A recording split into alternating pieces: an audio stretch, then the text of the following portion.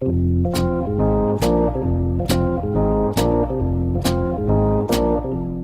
was the 60s. America was on the brink of change.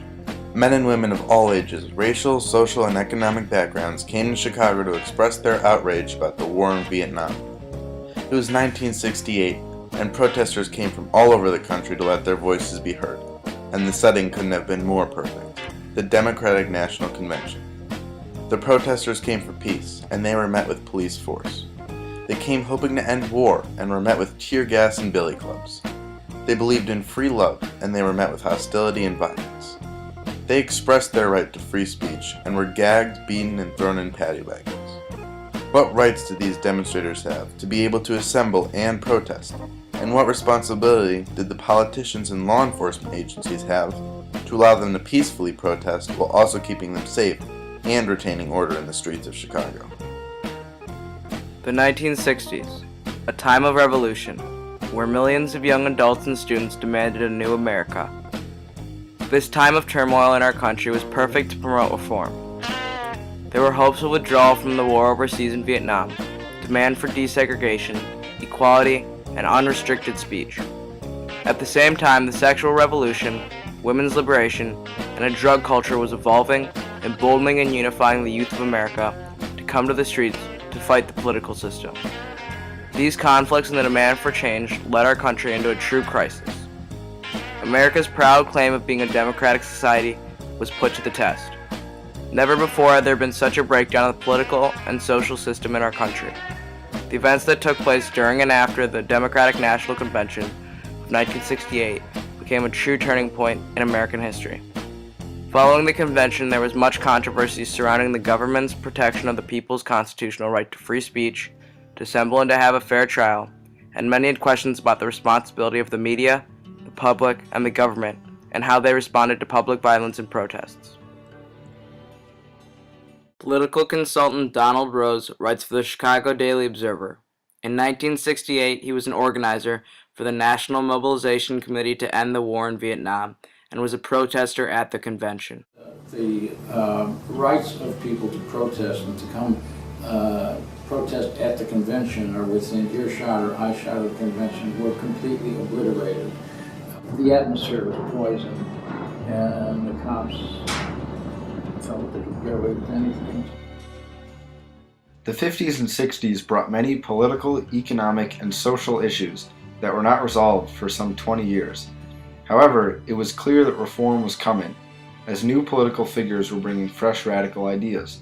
We also witnessed the death of three of the most powerful and influential figures during this time: President John F. Kennedy, a supporter of the Civil Rights Movement; Martin Luther King Jr., considered one of the greatest civil rights leaders of all time, a man who dreamt of equality for all; and Robert F. Kennedy, who fought for civil liberties and supported the youth and activists. They were all assassinated. These events caused unease throughout the country and galvanized new political groups, such as the Students for a Democratic Society, Yippies, the Black Panthers, National Mobilization Committee to End the War, and the Anti-War Academics.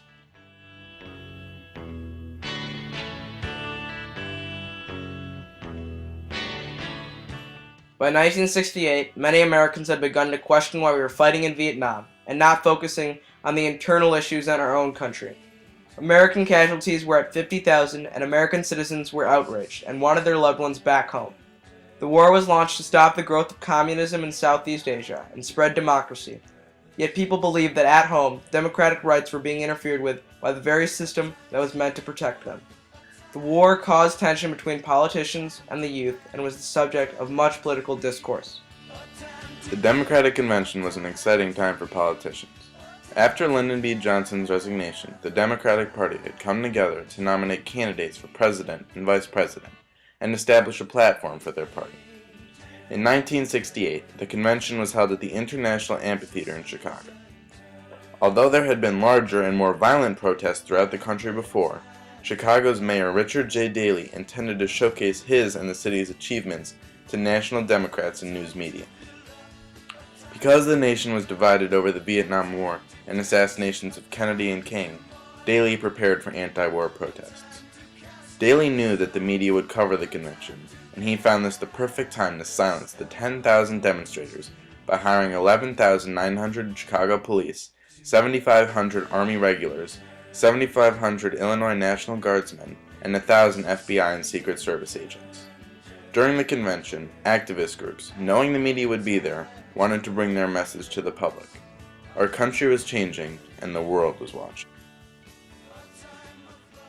During the convention, rioting took place between demonstrators and the Chicago Police Department and the Illinois National Guard. The disturbances were well publicized by the mass media, with some journalists and reporters being caught up in the violence. Attempts were made to hide rebel delegations by placing them in the back of the convention hall and turning down their microphones, but television made it impossible for the convention planners to hide the protests of delegates favoring the peace plan. The violence began August 25th. Anti-war leaders had tried to get permits from the city to sleep in Lincoln Park and to demonstrate outside of the convention site. Those permit requests were denied, and a permit to protest miles away from the amphitheater did not deter the protesters. When the park was officially closed, Chicago police bombarded protesters with tear gas and moved in with billy clubs to forcibly remove them from the park. Subsequent battles between police and protesters occurred nightly in Lincoln Park and Grant Park. By the end, there would be many injuries to protesters, 17 reporters were attacked by police, and there were nearly 700 arrests.